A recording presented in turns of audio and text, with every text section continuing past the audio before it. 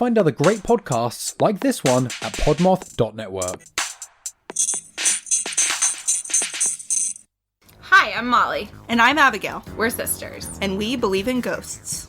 Welcome to Supernatural Sisters, a podcast all about ghostly encounters, bone-chilling monsters, and basically anything that goes bump in the night. Each week, we talk about a haunted place, a legendary monster, or a story that sends shivers down our spine. And maybe we'll talk about the pottery scene from Ghost. He's not a ghost in that scene. There are other parts of that movie where he's a ghost. Subscribe wherever you get podcasts. And remember, we believe you.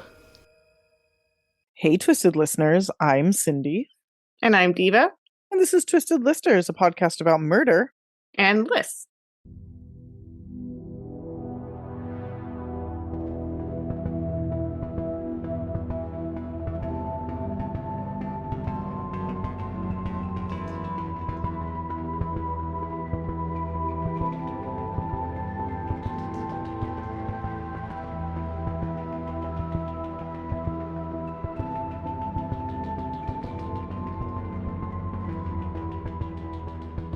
And we're brought to you by the Podmoth Podcasting Network. Check out all the other podcasts on there. They've got some really good ones, and we've got some new ones as well. Mm-hmm. So pretty cool. Sorry if you hear a dog barking in the background. My dog is being fed right now, and that upsets the neighbor's dog very much every night. Jealousy. So. Mm-hmm. Yeah. She's pissed. Harlow's fucking pissed. Yeah. Where's my food? Yeah, she's like, fuck you. I hear that dog food, you dick. My dog's deaf, so he has no idea. He's just like joyfully scarfing down his dinner, like, oblivious to the hatred being hurled at him. So pretty cute. Anyway, part two of murders that inspired horror movies, or horror movies inspired by murders, however you want to say it. Mm-hmm. And yeah, this is a fucking good topic. It is. I'm doing a real fucked up one today, and I get to start. I know you are. Yeah, I'm pretty excited. Before I start, if you'd like to join us on Patreon, you can do that at patreon.com/twistedlisters. If you'd like to catch us on TikTok, which we've definitely been shadow banned on because I posted another video and I got like 500 views. I'm like, fuck y'all. You can do that. It's just at Twisted Listers. If you'd like to join us on Instagram, you can do that at Twisted Listers PCast. If you would like to check out our website, you can do that at twistedlisterspod.com. And if you'd like to send us an email with case suggestions, which if they are Halloween-y in theme, we will consider bringing them in before Halloween this year. That's true. If they are not Halloween-y in theme, then they'll come after. And I realize the idea of murders not being Halloween-y themed, but we're talking more specific than just we're niche. Murder. We're deep in the niches here. Yes, we are. So, but if you have any suggestions, you can email us at twistedlisterspod@gmail.com. If you got any Christmas murders, we're down for that too. Oh yeah, we need some holiday murders. Preload. Yeah, we need some holiday murders for the holidays. And, or if there's like also a really good single case too, not a list, that would be cool because we could do it for like a Patreon for Christmas. Yeah, if you guys are like, oh, this is just one case, I don't know what list it would go in, just send it to us. We'll either pop it in a list or pop it on the Patreon. Like this is a very like someone was murdered with like mistletoe and like put under the tree or like something like that. Yeah, we already did the chick that got buried in the present, so we can't do her again. But that's true. You know, there's other fun ones. You know. Anyway, okay, so you went first last time, so I'm gonna kick us off. I also want to say I'm like unreasonably excited to tell you my story. So like this is gonna be like a heavy hitter back to back, I think. Oh, good, yes, because mine is pretty fucking gnarly. I'm doing the story of Danny Rolling, otherwise known as the Gainesville Ripper. Very surprised we've never covered him. I'm shocked, to be honest. I think it was too big of a case for when we were doing like 5 cases every episode. And for Florida, yeah, because it's a lot. This is the murder spree that inspired the movie Scream, and it is very influential, I would say. Okay, there's a whole lot that Scream took pretty directly from this, and I will tell you that this happened mostly, or the case closed, I think, in 1994, and I believe Scream came out in 1996. Okay, so this was like, I keep bumping my mic. This was like whoever wrote, I forget who wrote Scream, which I know I'm a terrible person, but they were obviously following this case and using it like, as it developed. I always thought it was like had nothing, like it was barely related. So I'm going to be interested to hear how it is actually similar. Yeah, I'll try to pop it in. I didn't really leave myself notes, but I'll know when to say it. Anyway, I love Scream too. So. Yeah, it's a fucking great movie. It's really classic, absolute modern day classic. So, all right, Danny Rolling was born May 26th. My son was born May 25th, so that makes me feel good. May 26th, 1954, in Shreveport, Louisiana. His parents were James and Claudia Rolling. Danny was the older of two brothers. His father was a Korean War veteran and a cop, and shockingly, a gigantic piece of festering shit. Okay, so that tracks. Mm-hmm. According to Danny's mother, who also is not my favorite person, she gave an interview after Danny was caught, saying that James would verbally abuse Danny daily, calling him a failure and an embarrassment. He would also beat Danny at least 2 to 3 times per week, starting when Danny was an infant, because he did not like the way that Danny crawled. What? How do you... I mean, okay, we've read a million horrifying child abuse cases, but my first thought was like, how do you beat an infant? Like that just feels insane. It feels like if you like just gently poked them, they're going to be injured. Like, yeah, it's not something my brain cares to like process, so we're just gonna leave that there. It defies like anything. Yeah, it's insane. Yeah. Shockingly, he also beat Claudia, so he's definitely part of the 60% of cops that we know about beating their wives. Yep. When Danny's younger brother was born, the beatings worsened for Danny because his dad, James here, had a favorite. That being said, he was super abusive to both boys. At one point, when they were like in their early teens, he tied them together and forced them to lay on the floor for like hours because they didn't cut the lawn to his liking. Oof, this is serial killer training right here. Like he's trying. I think I actually wrote that later on. Yeah. Like, he's like trying. They were not allowed to have birthdays or Christmas. They did have some Christmas occasionally because I know he got like a guitar for one Christmas at some point. But you know, actually that's where I put it. No birthdays, no holidays, no friends. He was breeding psychos. So yeah, by one sentence. Oh my gosh. So obviously this man's a monster. There are many other stories, but here's one that's always mentioned. So I think I have to mention it. And Diva, you not like this story. I'm going to tell this story because I think it's important to mention. Okay. When Danny was young, like 4 years old, James brought him home a puppy. Oh.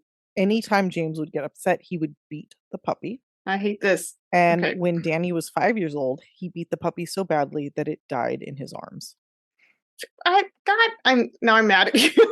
I'm sorry. Why did you do this to me? It's so fucked up. Can you imagine what that would do to a 5-year-old little boy? This to have is that a happen? Serial killer like training. You can't make session. this up. Like you can't make this shit up. No, like there's no other thing he could have been. Right. I'm shocked his brother is not. I wanted to look up where his brother was, but then I was like, do I want to know? I don't know. Like you either serial kill or you do a bunch of drugs until you die. Like there's no way that you become a person after this. Like your brain is broken now. Exactly. Could not agree more. Ugh. Claudia, for her part, she did leave James many times during Danny's childhood, which is also extremely like confusing and difficult for a child because she would take the kids with her. But what's worse is that she kept returning, and she did this knowing that he was abusing the children. And I'm not blaming her. Yeah. She was obviously also a victim, but she also did things like slit her wrists in front of Danny while fighting with James. So that's a form of abuse to the kids. It really is. So it's just a shitty situation. Oh, shitty all around. Yeah. So this is what we're dealing with, and we can mourn the poor innocent young boy who was abused so horrifically.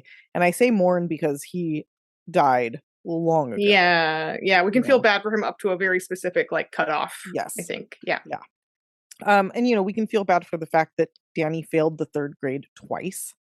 He had a drinking and drug problem by the time he was 12, and he was stealing and otherwise acting out from a very young age. Also ran away many times. He got arrested a bunch of times for like drunk in public, theft, petty theft, robbery, things like that. One of the things that he did that is not, I mean, I don't love it, but it's not the same kind of thing, is he became an avid hunter. It's one of the only things his piece of shit dad didn't seem to want to take from him. So he became a very skilled hunter. He was skilled at like dressing animals and doing the whole thing. Does seem to be the hobby of a lot of serial killers, though. Just want to say that. Yep. Yeah. It's like they're training. Yeah. Killing stuff for fun. Yeah, exactly. He also learned to play guitar and sing, though I think he did mostly have to hide that from his dad. And for the most part, he was just like a drug user and a thief. Okay. As Danny grew up, shockingly, he was unable to finish high school, but he did sign up for the Air Force, essentially like the moment he was able to, so he could get out of the house. He was there in the Air Force for a while, but they were like, yo, this kid's fucking weird. And he was diagnosed as having a personality disorder and was eventually honorably discharged after being caught using drugs. So, okay. Made it out of that, I guess. Yeah. They did honorably discharge him, which I find interesting. So, I mean, he was there for like maybe a year. I think he was like 19 by the time when he got kicked out. So, I mean, maybe a year he made it. He moved back to Shreveport, but he did not move back in with his parents. Instead, he moved in with his grandfather, who was a very religious man. So here, Danny found God and got himself a steady job. He also met a woman named, and I'm not joking, O'Mather Halko. O'Mather. O'Mather. That's the first name. That's the first name. Okay. And as far as I know, both the O and the M are capitalized. Okay, with the apostrophe there. Mm-hmm. O'Mather. O'Mather. Okay. That would be a good name for a dog. It really is a good dog. O'Mather. Yeah, I agree. So they met and she was 19, Danny was 20. They married very quickly and also got pregnant very quickly. Mm-hmm. Danny treated O'Mather the way that his father treated his mother. Things obviously didn't end well. And after O'Mather rejected Danny and left him, he went out and raped a woman who looked like O'Mather. Ugh. He didn't kill her, but she had dark hair. That's one of his things. He really likes women with dark hair. Ted Bundy. Yeah. Very Ted Bundy. Mm-hmm. Very Bundy. Also in Scream, Sydney has dark hair. Mm-hmm. Dark hair beauty. So this was his first real attack, definitely not his last. From here, he left the church. He was already starting to like use drugs and alcohol again while he was with O'Mather. And at this point, he basically was cut off from any sort of real life and became a drifter. He also got in the habit of robbing grocery stores, most often Winn-Dixie stores, which are grocery stores in the South. He later said he always hoped he'd get caught and get shot and killed. And I honestly wish that had happened too, to be honest. So it's this weird, like, self-destructive, quasi-suicidal crime. Yeah, spree? But it was also his way of like getting money because he definitely wasn't working and didn't have a home. So he was like bouncing in and out of hotels. I think he camped a lot, because he was like an avid outdoorsman. In 1979, he was caught just after robbing a Winn-Dixie and confessed to 3 other robberies. So they got him, and he was like, "Yeah, let me tell you all the things I did." And he would have had some overlap with Henry Lee Lucas. His time in Florida. Mm-hmm. Yep. So he was given 12 years in total, but despite being a horrible inmate who got in tons of fights and tried to escape repeatedly, he was still released after only 5 years. Okay. From here, he continued to rob and get caught for robbing grocery stores. He spent 2 more years in prison, was released again. He then came back to Shreveport and got a job at Poncho's restaurant where he was a waiter. He no-showed 3 times, like in a row. He just like didn't show up. So they fired him. Yeah, that's what'll happen. Yep. He was fucking pissed. He threatened to kill them. He was like, fuck y'all. I'm going to fucking kill you. Okay. Instead, that same night, which was November 4th, 1989, he murdered 3 other random people. Oh. This was his first official attack. Okay. He broke into the Shreveport home of William Tom Grissom, where I think he murdered Tom first. He was 55. He was about to retire. And Danny stabbed him multiple times in the back. And I think it was like a surprise attack because it was like kind of in the garage, I think. And it looks like he just kind of killed him where he stood. He then attacked and killed, trigger warning, Tom's 8-year-old nephew who was visiting for the weekend. This nephew, Sean, was watching TV. And Danny came up behind him and stabbed him in the back 1 time. He stabbed him so hard the knife went all the way through his body. Oh my God. And then he just left him to die. He then found Tom's daughter, 24-year-old Julie, who was getting ready to go for a wedding that evening. So she was like getting dressed. He raped her. He tied her up. He forced her to lie on her stomach and stabbed her repeatedly in the back until she was dead. Ugh. That just made me like wince. I was just like, oh. Yeah, it's disgusting. He then posed her and mutilated his body, or her body, which is his thing, like big time. Julie was a brunette. And also, if you think about Scream, stabbing in the back, that's like a thing that happens. Yeah, and just the violent stabbing in general. Like that's what the ghost face guy has, is the big giant, like crazy blade. Yep. Yeah. So police did not link this to him until he was caught, and it wasn't definitive for a long time, and we'll talk about that. So next he hits the road, he does a little more drifting, and he heads for Florida. On August 5th, 1990, he made his way to Stark, Florida, where he attacked and raped Janet Frake. The attack, according to Frake, who did survive, started out extraordinarily violent and angry, but she did something that absolutely saved her life. She was nice to him. He told her he was going to rape her all night. And she happened to have some beer in her cooler, and she was like, do you want to have a beer first? Like, do you want to like relax and like take a break? Like, do you want to like, can I get you something to drink? He immediately softened to her. And I do think that he maybe raped her again, but he was like super nice to her. He even asked her at one point, because he was wearing a mask. He's like, would you mind if I take my mask off? And she was like, actually, I'd love if you could keep it on. And so he did. And the reason she wanted him to keep it on is because she was afraid if she saw his face, then he'd kill her. Totally fair. Yeah. Super fucking smart. So he left it on. Yeah. What kind of mask was it? Is this a Scream mask? No, it's not a Scream mask. No, no. Eventually, after telling her that she'd probably really love to date him under different circumstances, and also telling her about his horrible childhood, he left. She was like, I think it's time for you to go. It's like 2 a.m. I'm really tired. And he was like, okay.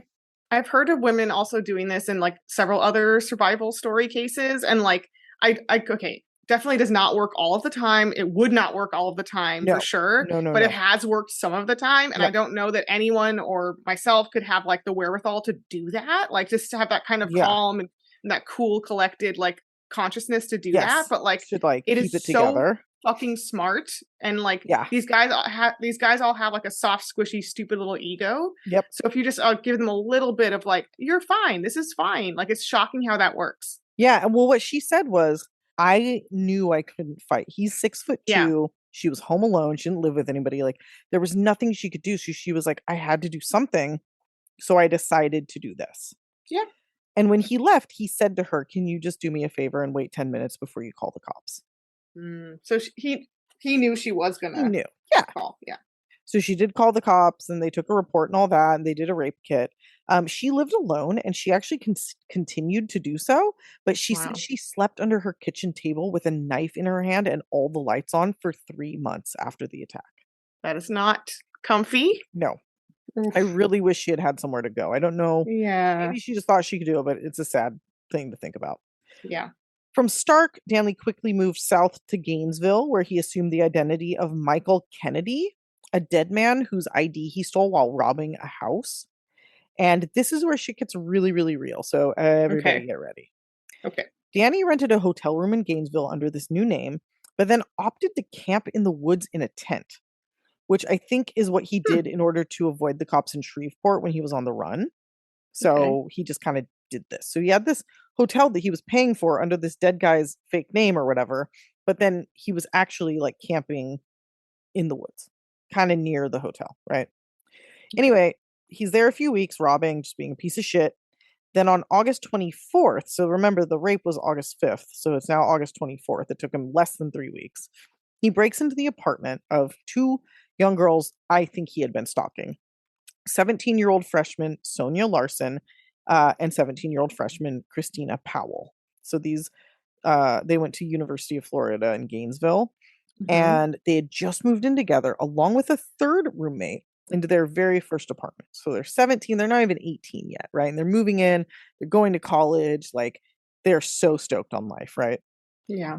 So luckily their third roommate was out of town that weekend, but like I cannot imagine. Like apparently she came home while the cops were there. So it was a matter of hours that saved her life. Oh my gosh. Danny broke into the apartment.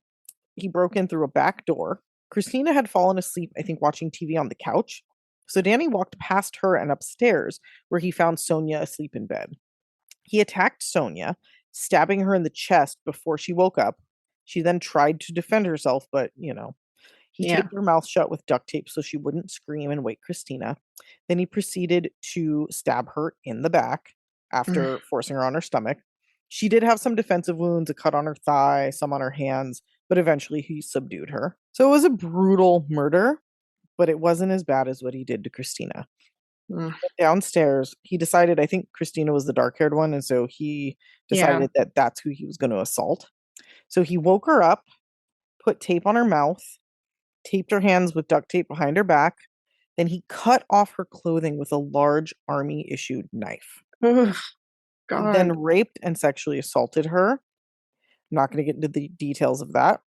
He then made her lay on her back and stabbed her multiple times until she died.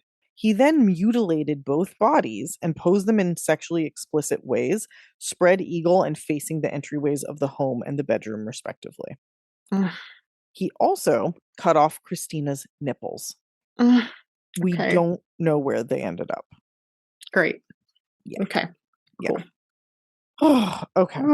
The bodies of these girls were found after one of their, I couldn't remember if it was Sonia or Christina's parents, but they couldn't get a hold of them.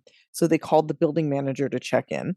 The manager saw a glimpse of the body, called police. I was going to say, please don't let it be the parent. No, I mean, that's happened. Like, we did a case recently where it was the parents, I think. Now, while they were processing this scene, Danny was out creating another. So this first attack, I said it happened August 24th, but it was one of those things where it was like the night of the 23rd / the early morning of the 24th, right? So the next day, basically the evening of the 25th, he attacked another student. And this student's name was Krista Hoyt. Now, Krista, it said, and I looked, and I can confirm that she looks a lot like O'Mather. It's they could definitely be sisters. It's also very Bundy, the kind of rage at the ex-girlfriend vibe. Exactly. So she looked a lot like her, and this is probably why this was by far his most brutal murder. She wasn't actually home when Danny broke in, which he may have known because he definitely had peeped into her windows a couple days before and was stalking her. Like, she was on his list, right?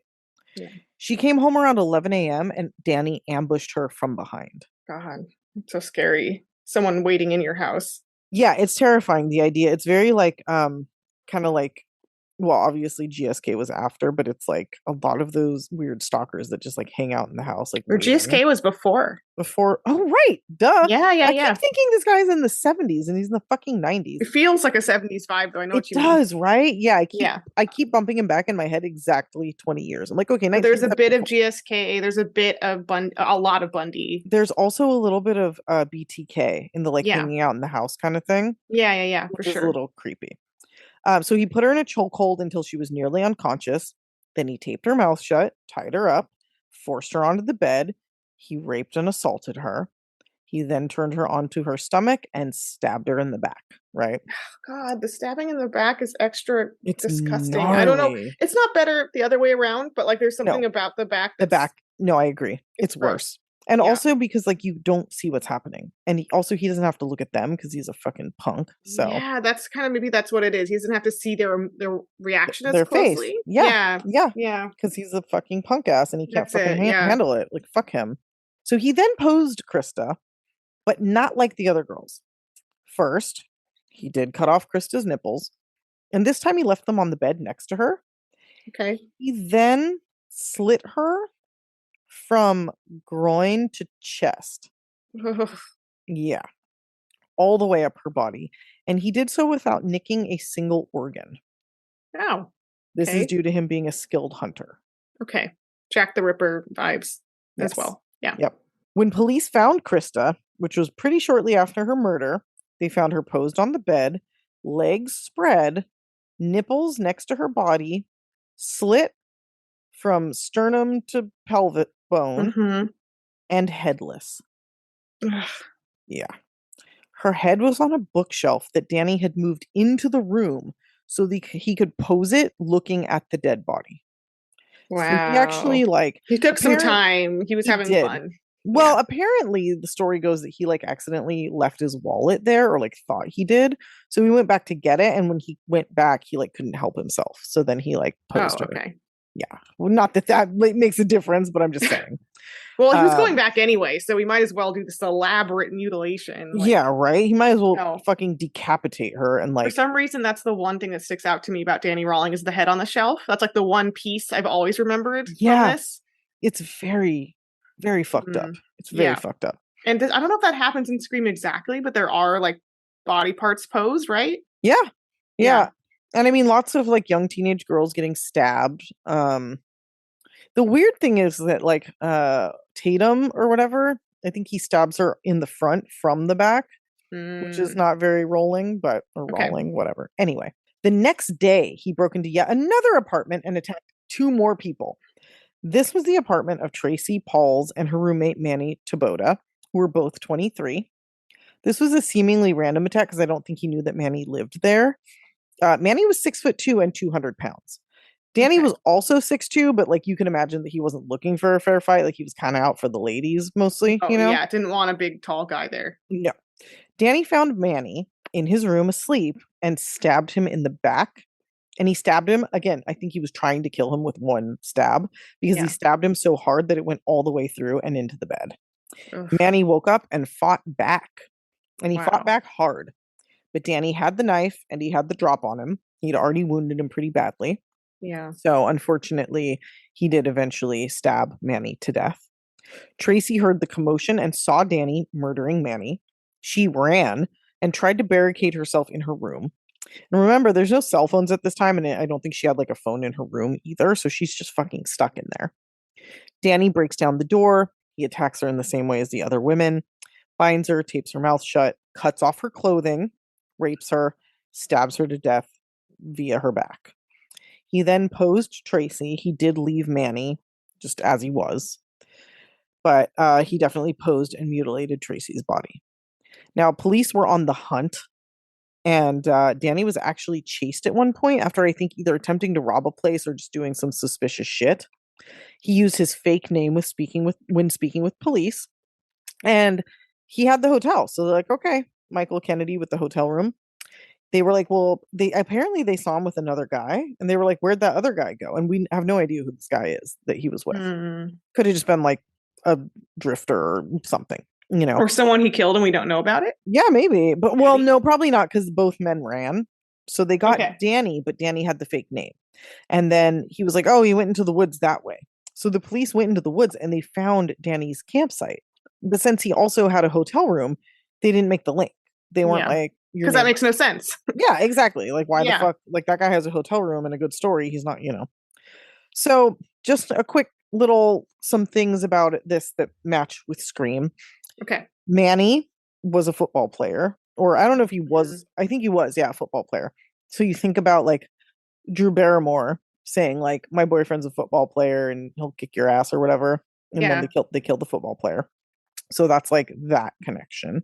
Some of the things that the University of Florida did was, you know, students were terrified immediately, even though this happened in such a short span of time.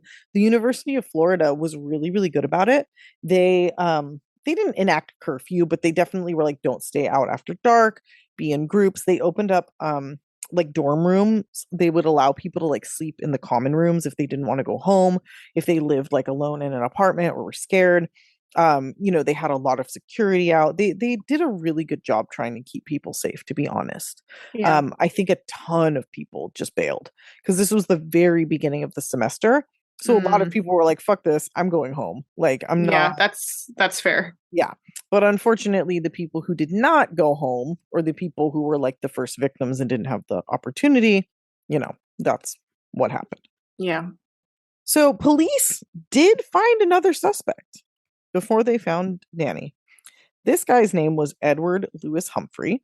He was a University of Florida student with a history of mental health issues. He also had an extremely terrifyingly scarred up face, which, as everybody knows, means he's a bad person. Yeah. Boom. Killer. There he is. Murderer right there. He got his face cut up. Any other evidence? Yeah, there is. Yeah. No. And I hate to say this, but I feel okay saying it because I know he hit his grandmother. I looked up a picture of him, and like he's really scary looking. Like but it's not necessarily because he has scars on his face. It's because he has ice blue eyes and a dead expression. Those are the things. It's the vibes as well. Yes, but then you add in like, oh, and also he's like covered in scars, and you're like, this is just like the perfect storm of like scary shit. So yeah.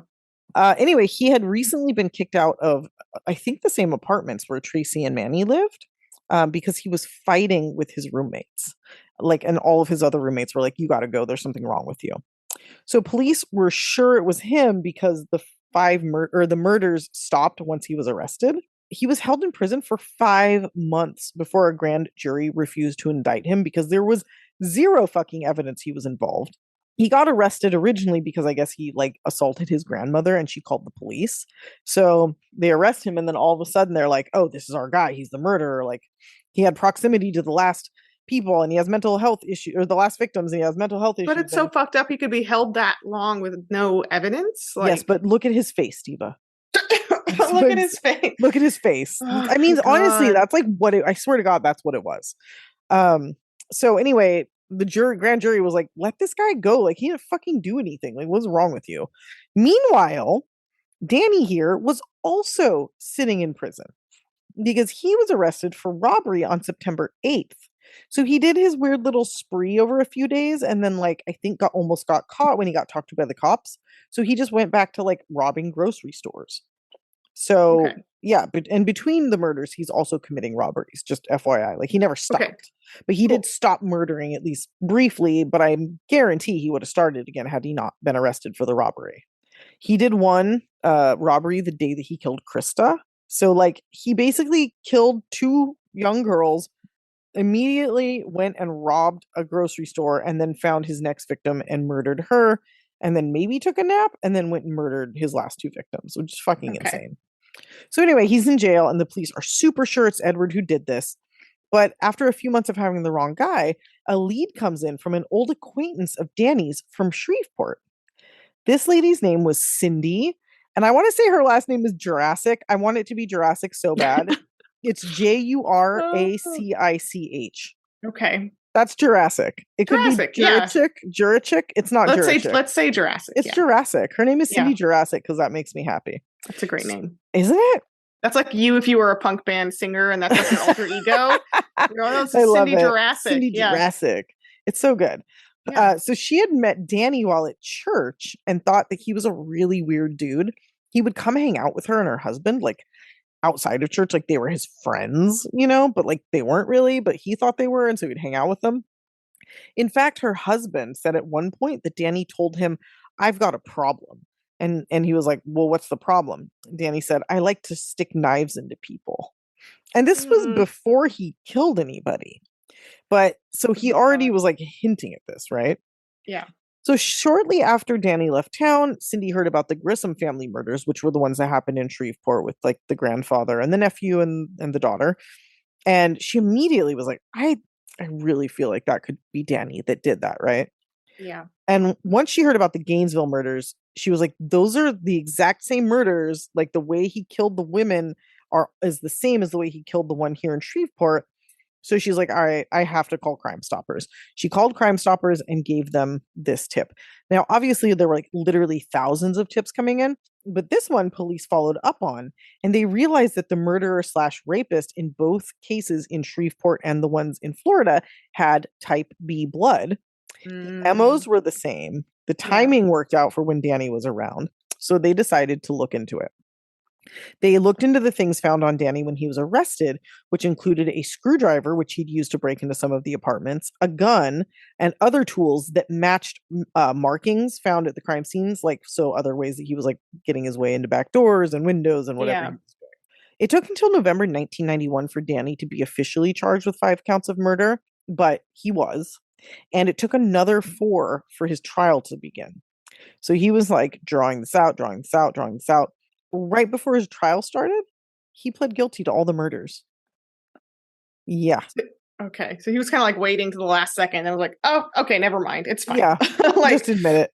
And then he also like later on, like a few years later, also admitted to the Shreveport ones because they couldn't tie him to those definitively, but he finally did admit to them. He didn't admit to them at the same time though. He like waited. So there's still some horrifying and hilarious moments from his sentencing. This horrible idiot true crime reporter got involved with him, pretending she was in love with him, like for the money, essentially trying to write a book. And I'm not going to say her name because she's the absolute worst. Okay. You can look this up on YouTube.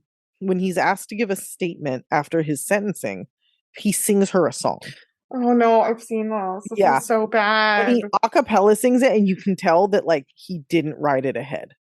Because it's like meandering and the fucking cadence changes. And oh man, there is nothing like an a cappella improv love song. A murder trial for a serial killer. Yeah, and it's upsetting really because the families are sitting there like in the courtroom knowing that this man like violently, brutally murdered and you know tortured and fucking mutilated their family members, and he's singing a love song to this asshole reporter.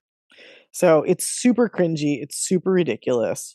Danny was given the death penalty. October 26th, 2004, he was given the needle. Wow. The families of many of his victims attended, and some were upset that his death was so peaceful, they said. And because I think he thought they were there for part 2 of his little concert, he definitely sang a hymn as he was strapped down. God, could you not and then he died. Okay. So similarities to Scream. It was the like spree attack. He wore a mask. He stabbed with a knife. It was a college town. College kids, yeah. There were like kind of curfews imposed, not really curfews in Gainesville, but like suggested. Kind of were having cartoonish mutilation. Yes, cartoonish mutilation. All the kids were like gathering together. So you know how they have that party. Like in Gainesville, it wasn't really a party because everybody was scared, but they were all hanging out like in the dorms together, like not leaving by themselves. A kind of community of college kids under siege, and like they're getting picked off essentially. Exactly. Yeah. The football player, the big tough guy kind of thing getting murdered. I feel like there were some other things. Oh, the reporter. So he fell in love with the reporter, and then they have the kind of annoying reporter in Scream. I think they kind of based it on that shit. Yeah.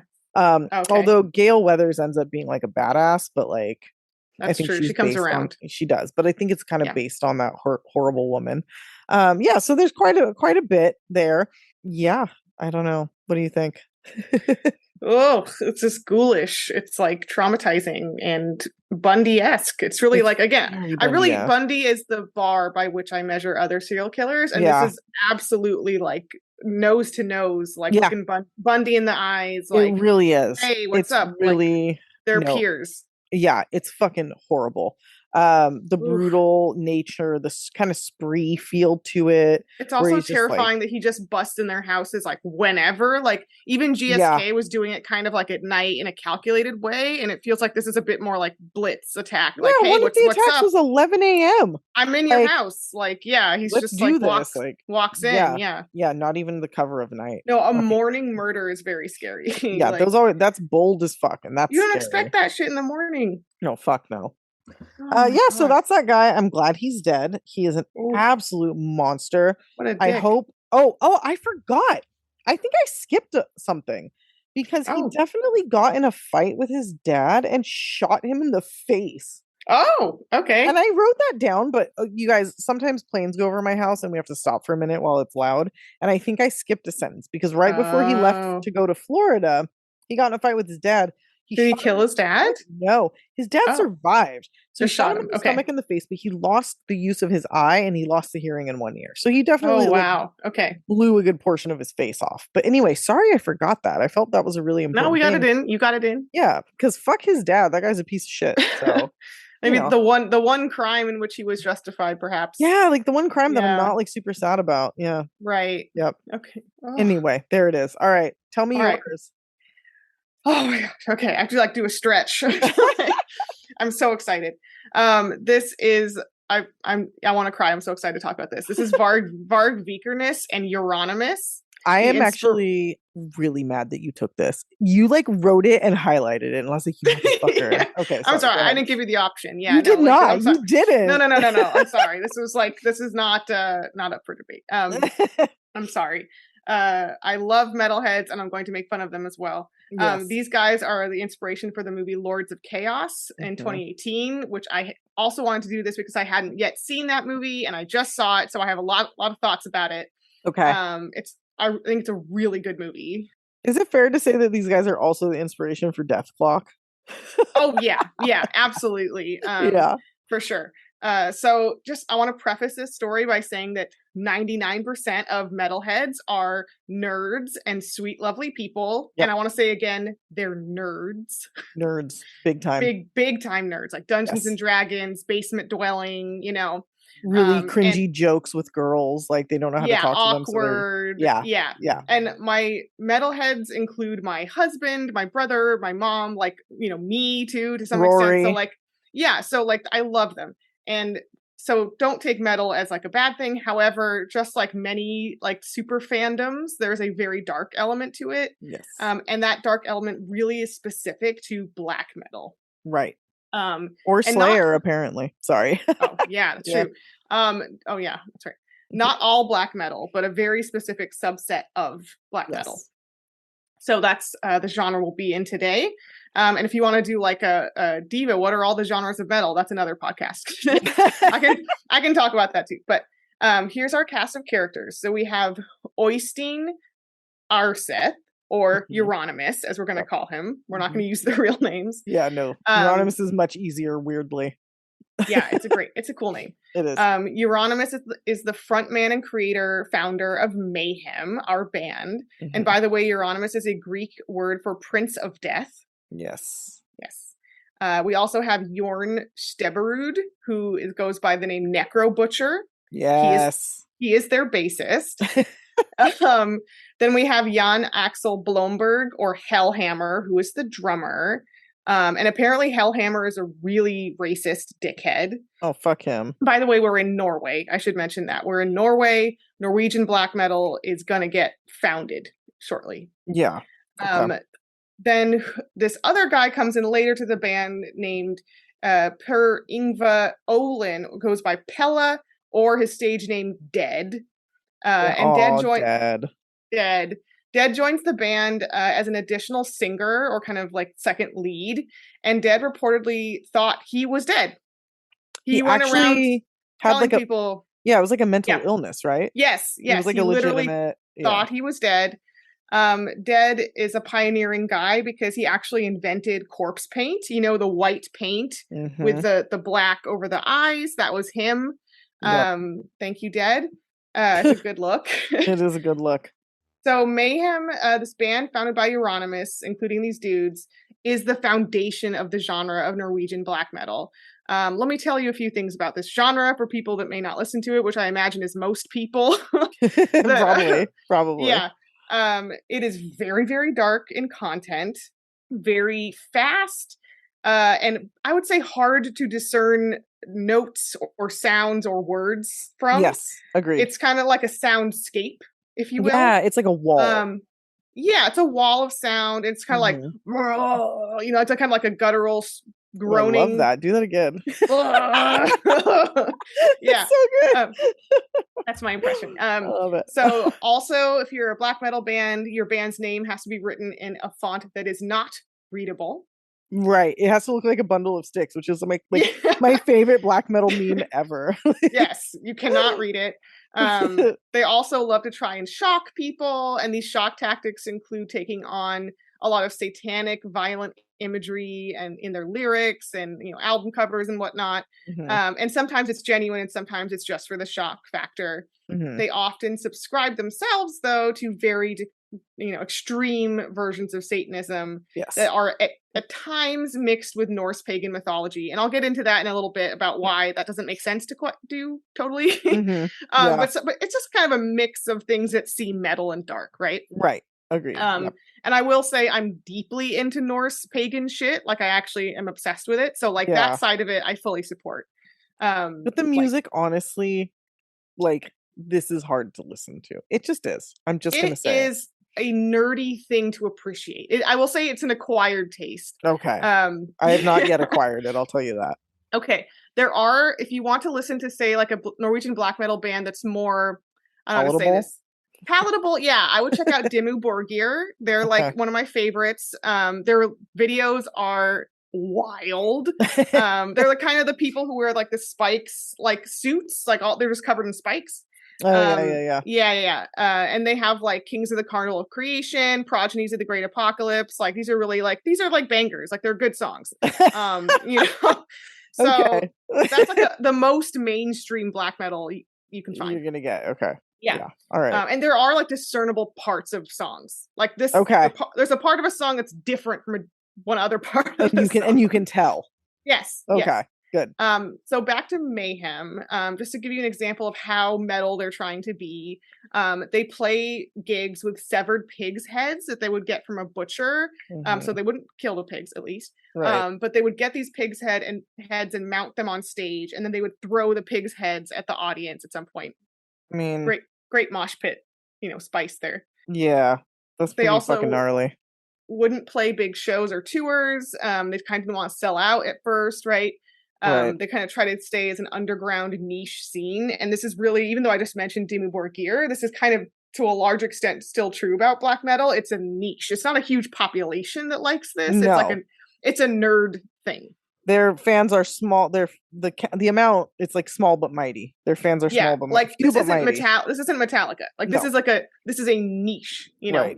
So 1991, the band is rocked, but when Dead shoots himself, and Dead, like I said he thought he was dead, but he was also super depressed, of course. Yeah. Nonstop depressed. That's kind of his whole thing. Right. So he kills himself. And Euronymous is actually the one who finds Dead. And famously, here's what he does.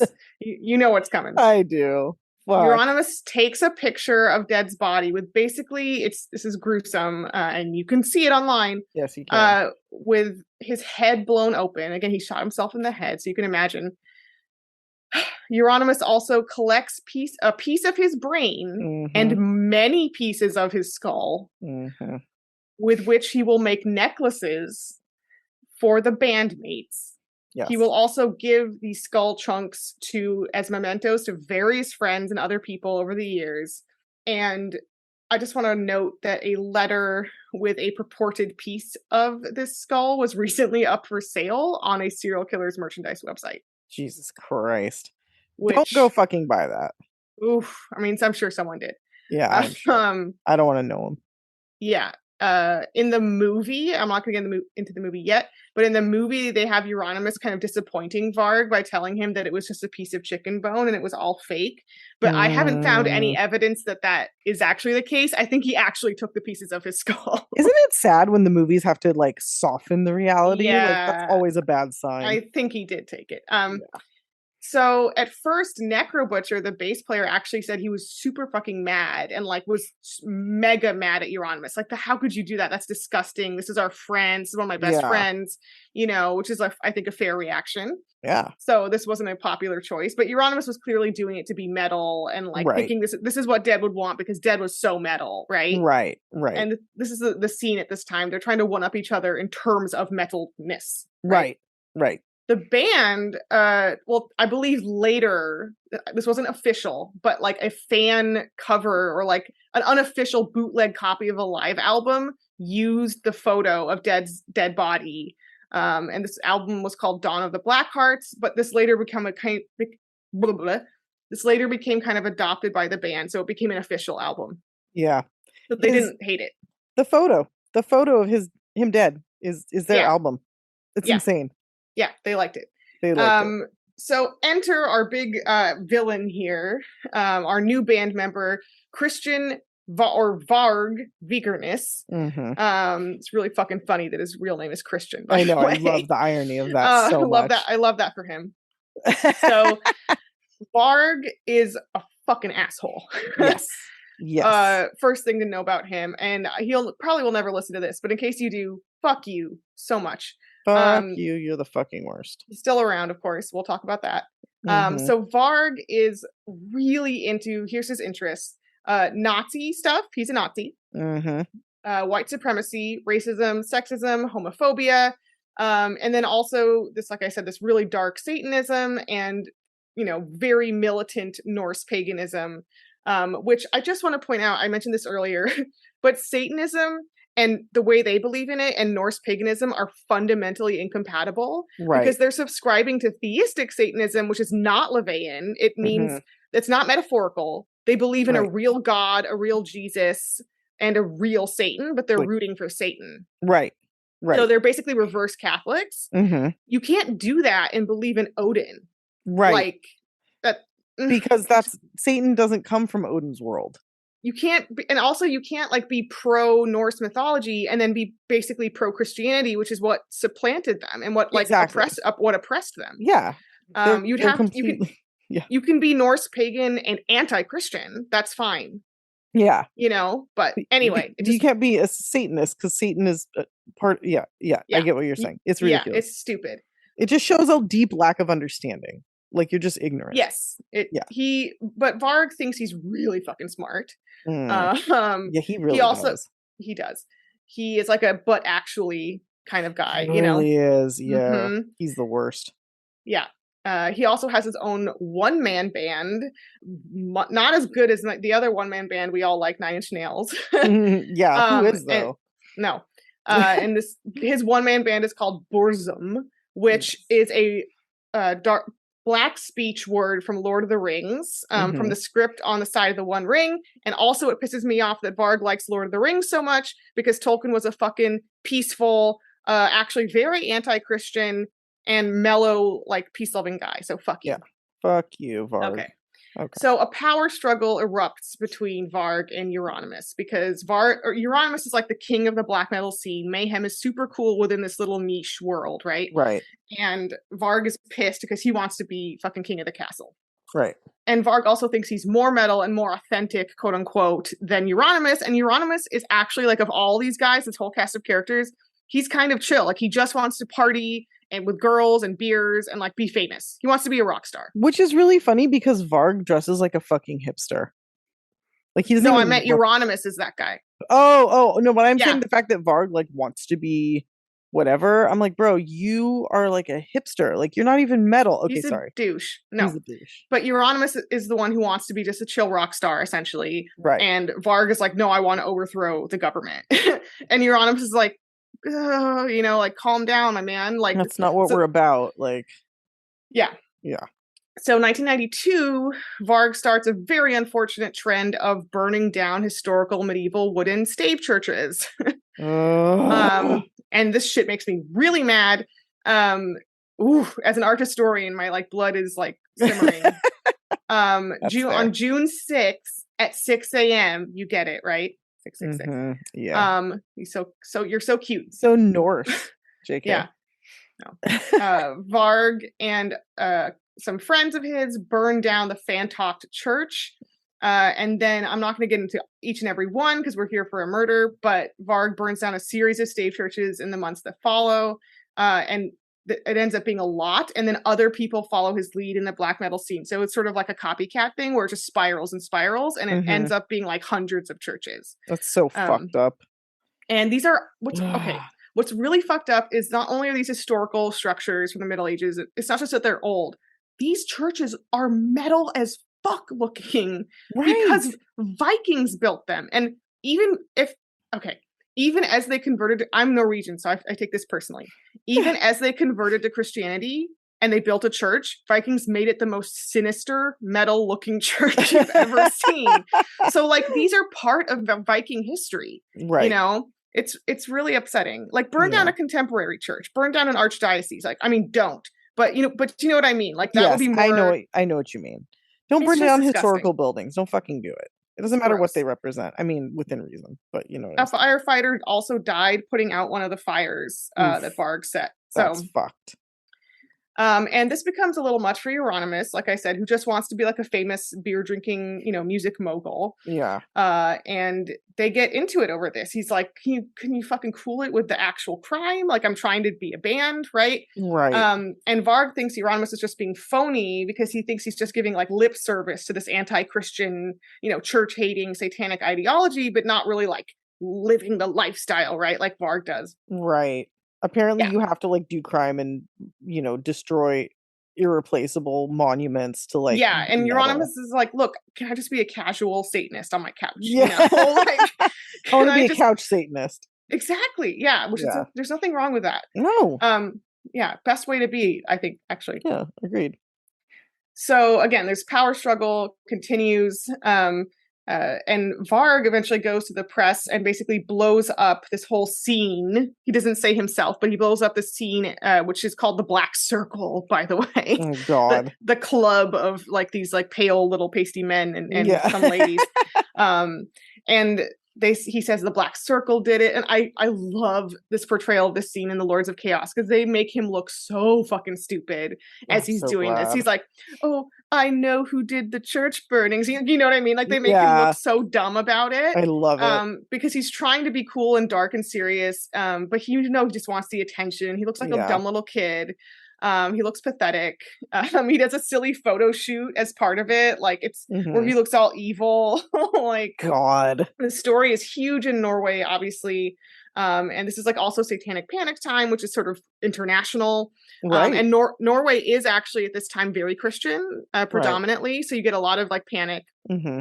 It's liberal politically, but also Christian. Right. And meanwhile, again, the tension just escalates ever more between Varg and Euronymous. And Euronymous actually owes Varg money from the record label because Euronymous owns a record shop and a record label. Okay.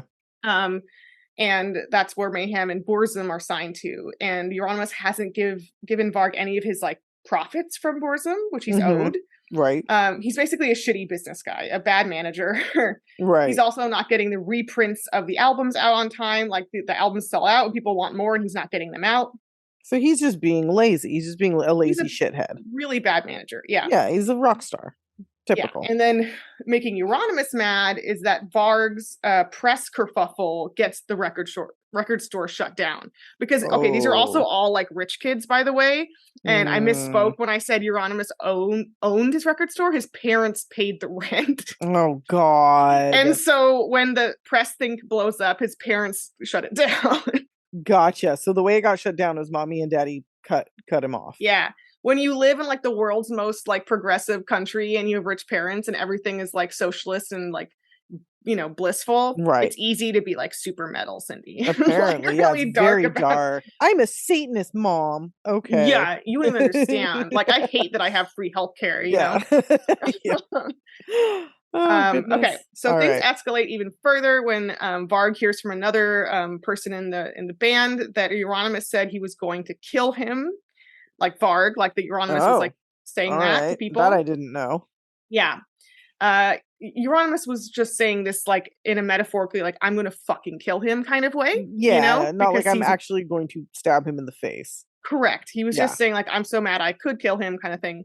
Right. But Varg takes this very seriously, as he does everything, I imagine. Yeah. And he's not smart enough to have any sort of humor or like. No. He is a humorless dude. Yeah, for sure. He really is. Euronymous also, after this, sent him a really nice letter.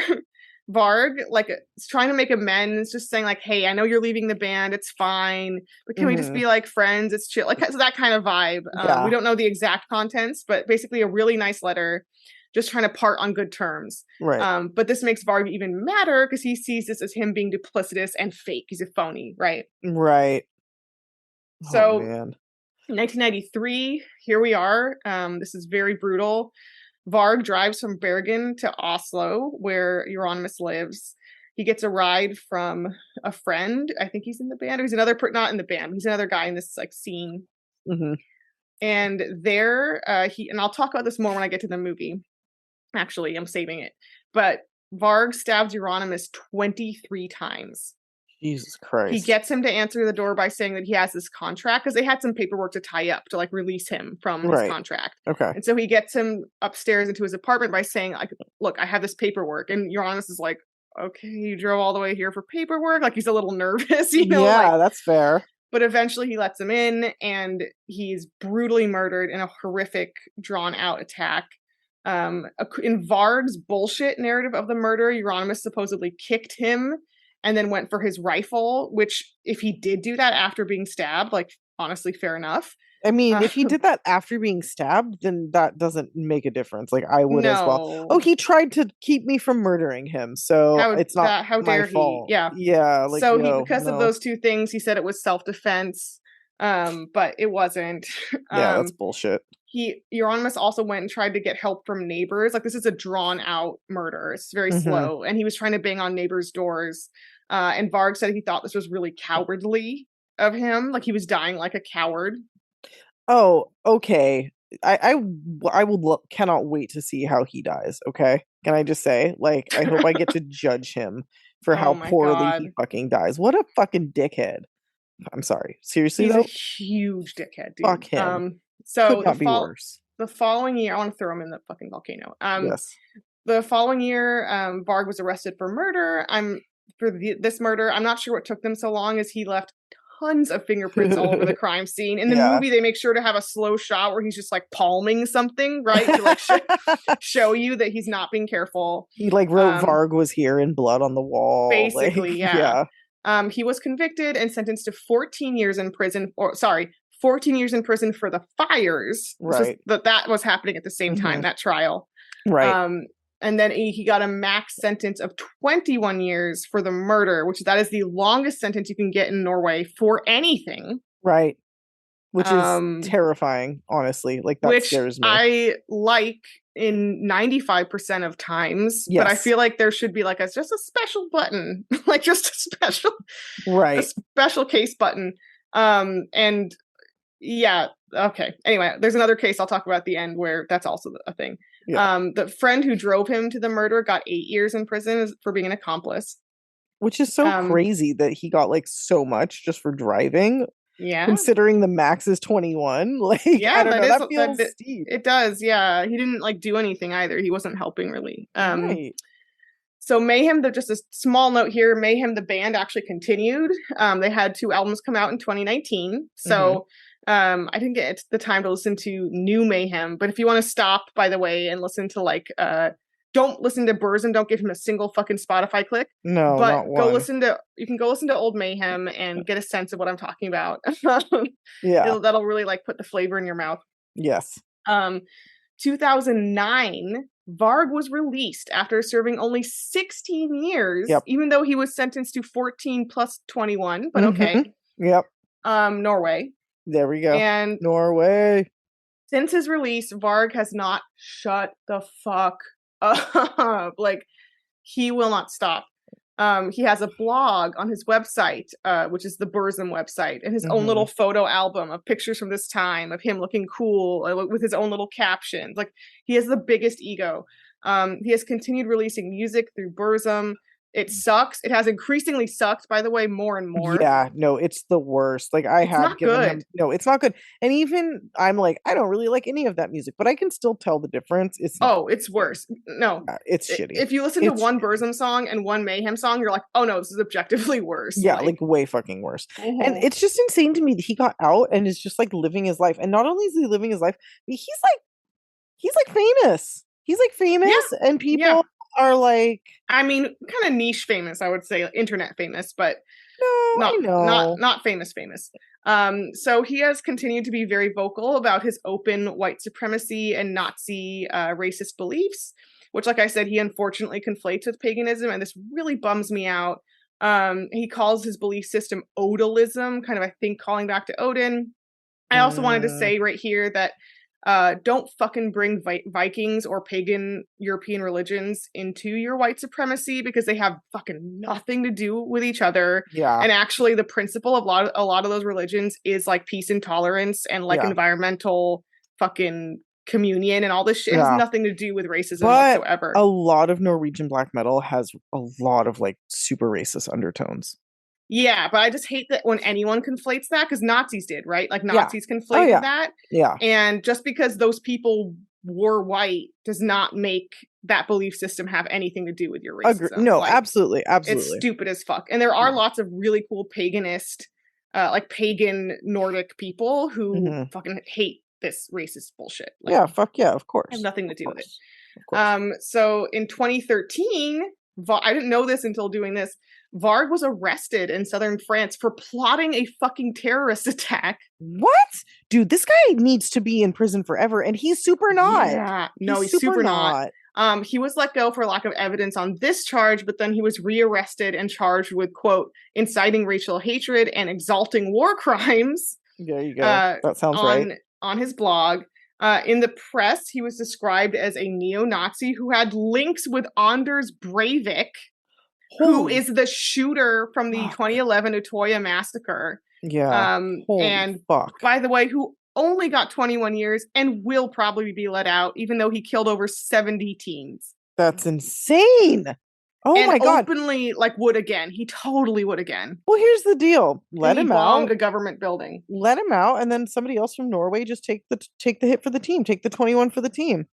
I mean, honestly, and I'm not they would get advocating that. I'm just saying, but they would also get out sooner, though, if that was who they killed. Sure. Honestly, for sure.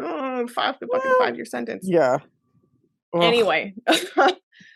Oh, yeah. So he was besties with Varg, Anders Breivik. And by the way, Varg wrote about the Utoya massacre on his blog. And he basically said that Anders is awesome, but the only thing he did wrong was he killed white people. So Varg was this would have been great if he killed 75 brown people. I would have loved it. So throw him in the volcano. Yeah, that's what I feel about Varg. Yeah. I can't believe we don't get more bad reviews for advocating murder. Look, don't. It's of Nazis, okay? It's okay. It's also hyperbolic. You know who killed Nazis? American heroes in World War II, okay? Yeah. So we're basically being patriotic American heroes. that was a little sarcastic, but yeah, what I'm trying to say is murdering Nazis should not be controversial. No, but also we're not actually advocating murder. We're using hyperbole to express our anger. They're also Nazis, so yeah. Okay. So also not entirely hyperbolic. So yeah. No. Anyway. We're just saying if someone would, they would be probably treated kindly. Yeah. I wouldn't judge them. I'll tell you that. Oh, okay. So Varg was ultimately sentenced to a 6-month suspended sentence and got a $10,000 fine. So yep. What's Varg up to now? Still being an asshole, pretty much. But in 2019, his YouTube channel was taken down because they were trying to start to care about not having Nazis, giving them a platform. Yeah, they were like, "What are some of the biggest names in Nazis? We'll just remove them so people will think we give a fuck." Yes. Yeah. And he's a Nazi celebrity, I guess. Yeah. So finally, I know I've talked forever, but I have to talk about this movie, a little review here. In 2018, the movie Lords of Chaos came out. It was directed by Jonas Åkerlund. And it was based on a book called Lords of Chaos, which is a true crime book. It's not a horror novel. Right. So unlike other movies, this isn't quite a horror movie in the fantasy sense. It is basically a retelling of. It's a documentary fiction thing that is very accurate. Ooh, and it was kind of interesting because I watched the movie first, then I did all the research, and I was shocked. Oh my God, that was just a documentary. That's right. I mean, I love that. It's so accurate. Yeah, it's just a retelling with actors. Yeah, essentially. Yeah, exactly. Yeah. And also what's cool is that the other, of course, not Varg, but non-Varg members of Mayhem actually were involved in the making of the film and co-signed it and blessed it. Oh, wow. And they were yeah, this is what happened. This is solid. That sounds good. Yeah. Awesome. They also let them use their real music. So it's real Mayhem tracks playing when they rad. sing. Åkerlund also reportedly got the actual autopsy reports and police reports from the murder and in the murder scene recreated it stab by stab. Holy fuck. And this scene of his murder is genuinely one of the most horrific murder scenes I've ever seen in any horror movie ever. I don't think I could watch it. It is so fucking horrific because it's drawn out and it's slow and it it feels exactly oh, this is 100% what it looks like to watch someone get stabbed to death. And it's so brutal because you can see the heartbreak too of Euronymous being fuck, man, this is happening, that's what, I can't deal with that. Why are you doing this? It's so sad. And him trying to bargain and reason with him and it's so ruthless. And that's how it happened. I'm glad I learned that fact second. Yeah, for sure. Yeah, God, it's really brutal. It's that shit's heartbreaking. It's really bad, dude. It's a really rough scene.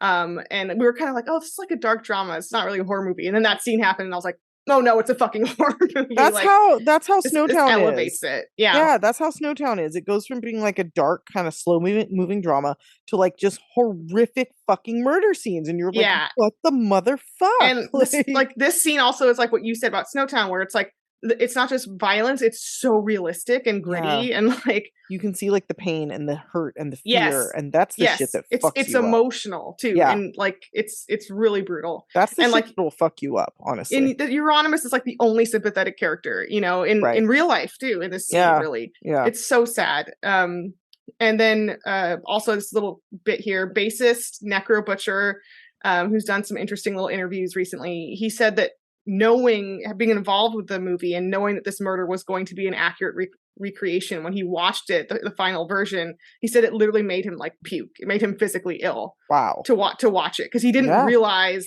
the full like timeline of what happened and all the stabs, and like it really fucking, because that's his friend. That's somebody he knows. That was one of his best friends. Yeah, that's And little bitch baby Varg, of course, came out and had a bunch of statements about how the movie's all made up. He didn't like the movie, which honestly means it's probably really dead on accurate. Yeah. Because it hit a nerve for baby Varg. Yeah, baby Varg. Little baby.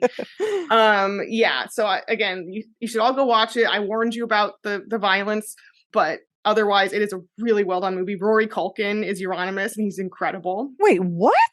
Yeah, he's really good. Fuck, I didn't know that. Yeah. That's fucking wild. You should watch it, Cindy, even though the murder is horrible. I'll just skip the murder. No, you can't skip it. That's the best scene. It's not the best scene. What are you talking about? No, I mean, I don't mean best like yay. I mean most best, moving. The most. Yeah, it's so powerful. Yeah. Ugh. Lastly, there's also a 2008 documentary that's really good about this called Until the Light Takes Us. And that is like, I want to put that out there as an option for people who maybe wanted a bit more of these guys, but didn't want the murder or violence. Right. Okay. You can also watch that. Nice. There they are. Holy shit. We did it. Black metal. We did it. Really good topics. I got to say, I'm pretty fucking stoked. I mean, movies are inspired by cool shit. Yeah, apparently. Yeah, they just make a movie based on like a really mundane murder, and you're like, why'd you do this? Like, they have. Oh, they have. No, I know. There have been. We wouldn't cover them though. No. What was Fargo based on? Was it? It was. I think it was. Maybe it wasn't. Maybe it was just a rumor. That's not a horror movie though. No, Snowtown isn't really, although I was horrified, so I guess I think like I said with Lords of Chaos, if there's a violent murder, it counts. It gets like it becomes horror drama. I mean, come on, there was a wood chipper scene in Fargo. That's true. That's pretty good. I think there's such a thing as horror drama. Yeah, that's what I think both of these last movies were. Yeah. Snowtown and Lords of Chaos. Anyway, all right, what do we do? This is getting long, which is fine. Oh, everyone's mad. I'm just used to them being like under an hour at this point. What are we doing next week? And guys, before we answer, Diva's going out of town. She's going to be in Europe. And we're going to try to still record and just like be on a 9-hour difference and try to make it work. If it doesn't work for any reason, which it will, but if it doesn't, then I'll do some solo recordings. But this next week will be normal. And then the week after that will be the one where we'll see how Europe treats experiment. Us. Yeah. Okay, but what are we doing this coming week? So this coming week, I'm about to stay in hotels for a while. So I want to do a very Halloween-y topic of cursed murder hotels that are famous for murder victims stalking their hallways. And I think there might be kind of a cluster of cases per hotel, probably. Yeah, I think for the most part, lots of ghoulish and creepy things in each one, which would be great. It's kind of a fun, ghosty, romp. Yeah, I like it. Okay, so that's what we're going to do. So stay tuned for that, guys. We're getting full swing into Halloween season. Yes. I posted my front yard on my personal Instagram, but I'll post it on our Instagram as well. I was going to say you should. Yeah, it's looking pretty good. It's getting there. We're not done. Some motherfucking cat or squirrel dug up like 7 of my corn last night. Oh, in your garden? Mm-hmm. I'm fucking pissed. I'm going out there right now to put some shit that is supposed to like scare them away. So. Oh no. Anyway, but I'll take some more photos and I'll post them. Anyway, thanks so much, guys, for listening. Join us on Patreon, Instagram, all the good spots. And until next week, stay off our. Yes. Stay off them. Stay off them. Bye.